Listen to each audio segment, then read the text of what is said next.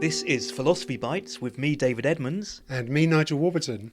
Philosophy Bites is available at www.philosophybites.com. Monima Chadha, Professor of Indian Philosophy at Oxford University, has been influenced by both Buddhist philosophers, such as the 4th to 5th century Indian thinker Vasubandhu, and by the Oxford philosopher Derek Parfit. Buddhists and Parfit both face a puzzle. They deny the existence of an enduring self. But without a self, how can there be moral responsibility? Monima Chadha, welcome to Philosophy Bites. Thank you for inviting me, Nigel. It's a pleasure to be here. The topic we're going to talk about today is responsibility without selves. There is an almost cliched view about Buddhism that at its heart it has this view that we do not have a self. Could you just explain how that could possibly be so? Because most of us go around most of the time feeling very much that we have selves or a self. One popular understanding of the Buddhist view is that we don't have something like a metaphysical soul substance, very much like Descartes thought, and even the Hindus in the Indian tradition thought of the Atman as the soul substance, which accounts for identity over time. That's the thing that makes us the same thing over time. So what the Buddhists want to say, they want to deny that there is an enduring self in virtue of which you are the same person over a lifetime and even perhaps beyond lifetimes. But I think their critique of the self goes deeper. The argument that I have in mind was given by a 4th, 5th century Abhidharma philosopher Vasubandhu, who questions not just the metaphysical soul substance, but also our intuitive conception of the self, where we think of the self as the agent who acts, as the subject of experiences, and the person who bears responsibility. Vasubandhu wants to give an account of all of those phenomena without a self. If I've understood this correctly, at a metaphysical level, there's just flux. The self is a kind of illusion that is generated by that flux. So if you're talking about agency, that's, in Buddhist terms, it's going to be the illusion of agency. It can't be real agency because there isn't an agent to do things. Yes, that's exactly right, Nigel. It is an illusion of agency, but the Buddhists want to show how you can have moral responsibility, have a morality, have an ethics without agency. That's what the project is about. What I don't understand is, if you don't believe there are selves, how there could be any persons, as it were, to have an ethic. So that's an interesting question. Parfit also was thinking in a similar way, and he said, we can talk as if there are agents, we can talk as if they're subjects of experience, but really this is just a way of talking. And the Buddhists have a similar kind of thing. You can have persons if you like, but this is just a way of talking. Persons for them is just a conventional expression. It's a shorthand way of saying this particular psychophysical aggregate which keeps changing over time. Its person is a shorthand for that ever-changing aggregate. And is it the changing over time that is the incentive to think in terms of no self? That is part of the incentive.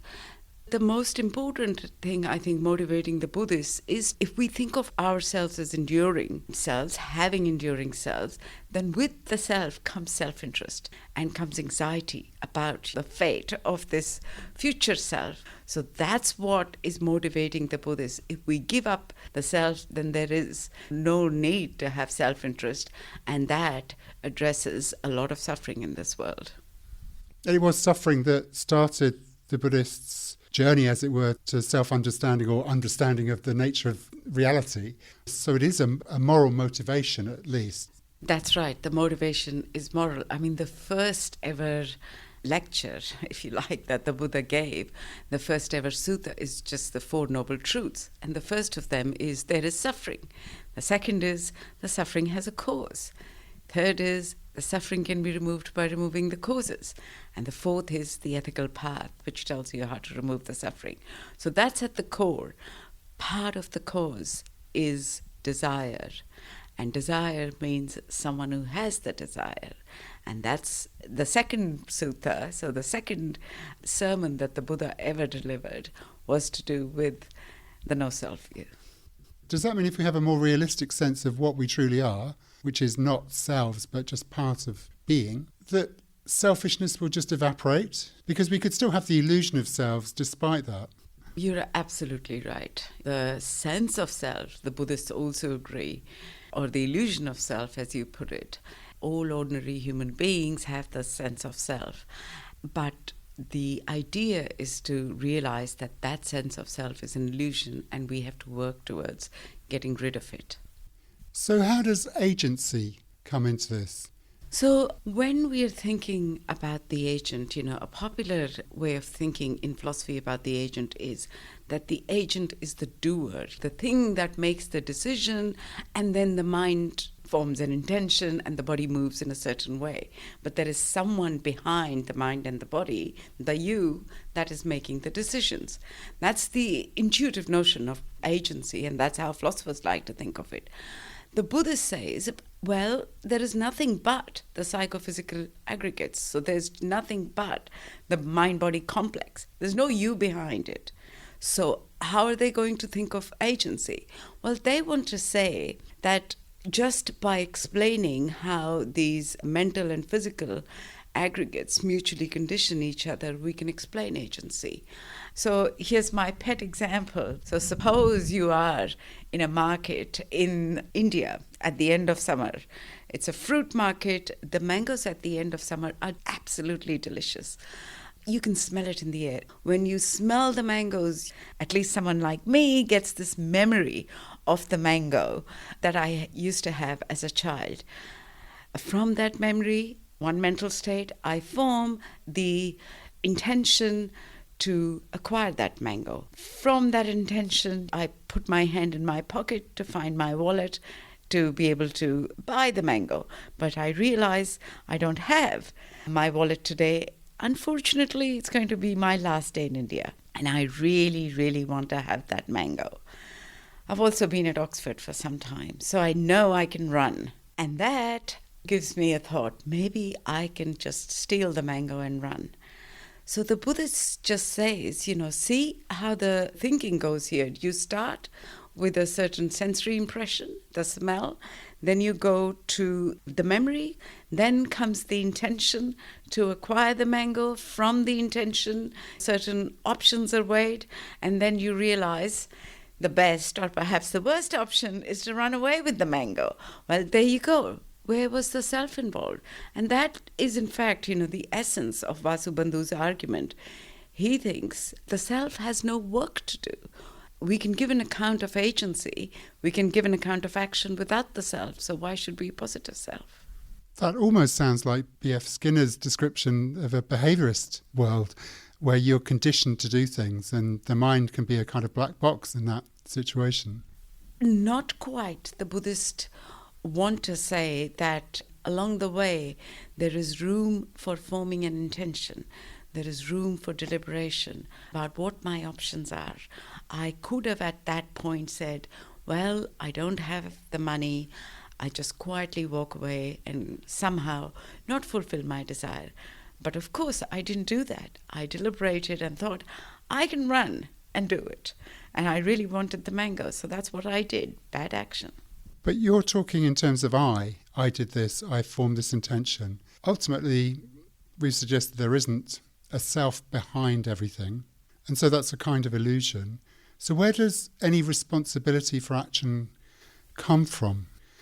So the I is just a way of speaking, just, like the name Monima, it's just a conventional expression. Responsibility is a very tricky issue. So this is an objection that is raised by the Hindus against the Buddhist in the text. And Vasubandhu's response to the Hindu who says, you can't accept karma, which is the Indian version of moral responsibility, and no self at the same time. Vasubandhu's response is to say that we can account for responsibility just by explaining how the continuum of mental and physical states. Remember, instead of an enduring self, you've got a continuum of mental and physical states which keep changing over time. How the continuum transforms over a period of time. You don't need to posit anything over and above which stays the same in order to account for responsibility. So let me give you an example. So as soon as you do something wrong, or even when you are contemplating doing something wrong, anxiety arises. That's a change in my continuum. After you've done something wrong, regret arises. That's a change in my continuum. So Vasubandhu says the stream of aggregates transforms from this point on, responsibility is taken care of. I don't see that takes care of responsibility, because it's just given me a chain of cause and effect. I can imagine two situations, one where somebody's responsible and one where somebody's irresponsible. Are we just going to say they just have different causal histories? Because that doesn't sound to me like agency. That sounds like being a subject to forces outside oneself. That's a very good question, Nigel. I think that question arises because we are working with the assumption that we are selves. What we are wanting to do when we make that assumption, and this is where I think there is a dualist kind of tendency coming in, is because we want to posit something that is outside the causal nexus. But according to the Buddhists, me and you are just like everything else in the real world. We are just part of the causal nexus. If we have to posit something more than that to explain agency and responsibility, it's kind of going beyond what there is in the world. Is this a bit like that example Wittgenstein used of a couple of bits of paper blowing about in the wind, and one says to the other one, oh, I think I'll go to the left now, and then it gets blown to the left, and the other one says, I'll go to the right now, it gets blown to the right. Is that what we're like, just commenting on things which are really ultimately nothing to do with us? I don't think the Buddhist is saying that. I mean, we are rational beings. The whole reason the Buddhist gives you a lot of arguments in favor of the no-self is that we are rational beings. And so as rational beings, we have the capacity to make right choices. And in our deliberations, bring in the kind of considerations that matter. Go back to my mango example. If I really thought that I am not a continuing self, I could have just put my self-interest in acquiring that mango aside and gotten on with my day. But no, because we think, we are important and our desires need to be fulfilled, we are hung up. Our choices become the wrong choices, so to say, when they're guided by self-interest, instead of thinking we're just part of the causal nexus like everyone else, and, we should make the best choices that we can to make sure that it's a better world for everyone, less suffering for everyone. It's not only less suffering for me in the future. What the Buddhist has in mind is to move towards a world where there is less suffering, full stop. And is the most effective way of minimising suffering in the world to maximise the number of people who realise that selves don't exist? Well, that is a target that the Buddhists picked up on. But I think the reason why we tend not to take the no-self view really seriously is we worry about, what are we going to do about moral responsibility? What are we going to do about agency? It's because we have been enculturated into thinking in a certain way with the self behind the mental states, and that's what we need to get rid of. To put another side of this, look, I'm a biological being. That kind of gives me a kind of historical continuity because of the way my skin and cells and internal organs work and so on, and a kind of finite existence with a beginning, a middle and an end. That feels like the source of myself to me. You could redescribe this all as part of the general flux, but I've been biologically separated out from other people. I'm not connected with you physically. We're in the same room, but I'm not growing out of your arm or something. We have these distinct selves. It seems quite a reasonable way to go about, to think, okay, I'm a biological organism. I need a certain amount of energy to keep going, and so I pursue things that will allow me to maximise my chance of survival.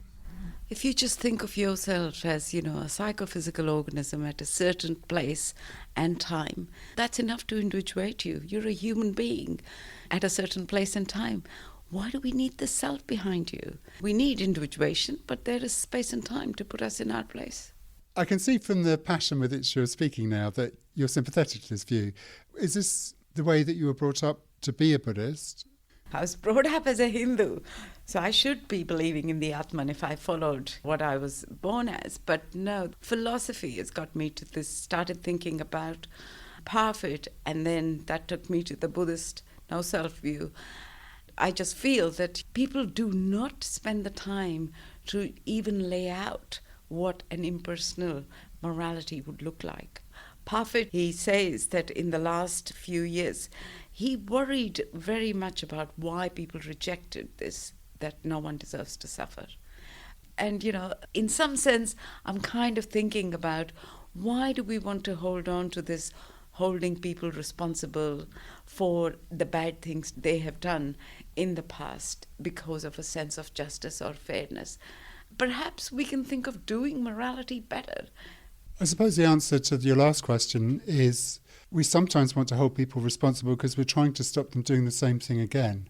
So we're saying that wasn't just your genes and your environment, but you actually at a certain point took a decision which resulted in you harming somebody else. Yes, we're going to need some kind of a regime to stop human beings from harming others.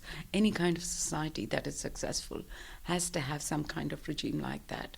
And I think the Buddhists do have a regime like that. There are Buddhist societies all over the world, and there are Buddhist sanghas and monasteries. The idea here is to look at how responsibility is done rather than thinking that we can't do responsibility without a self. We have to look at Buddhist practices, we have to understand why they say we shouldn't get angry, how they're thinking of gratitude without thinking of distinct selves. All of that is work that needs to be done. Would it be fair to say that your general approach is to show that Buddhist philosophy has actually got a lot to offer the Anglo-American tradition, far beyond just a simple kind of Humean view that if you introspect, you can't find the self? I think it has got something to offer, something more.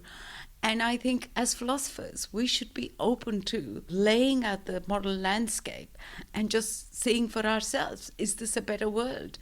My main message is we should not shy away from this enterprise just because we think giving up on the self means giving up on morality. Let's really lay out an impersonal morality and look at how it can be done. Monima Chadha, thank you very much. Thank you, Nigel.